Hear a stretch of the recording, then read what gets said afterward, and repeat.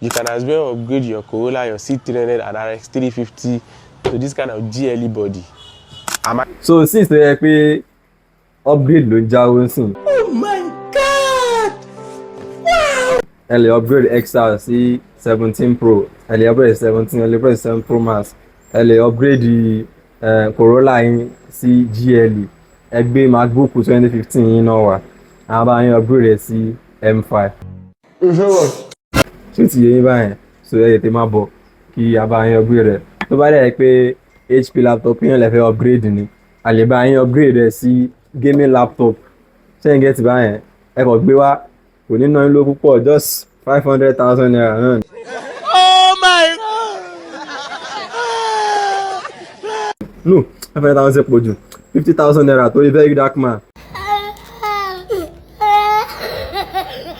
50,000 naira. Ẹ kàn gbé stem yín wá, ló ti yé yín báyẹn. Kásáré bá yín upgrade ẹ̀. Lẹ́sẹ̀kẹsẹ̀ ló máa bẹ̀rẹ̀ iṣẹ́, kò lọ far rárá. Ṣé get? So mama expect, you can send me a DM or you can chat me on this number 081-89-455. No, you can just send a message to my sister. You get it? If you don't get it, forget about it. I'm going to drop my sister's number. Okay, thank you. I'll be expecting you.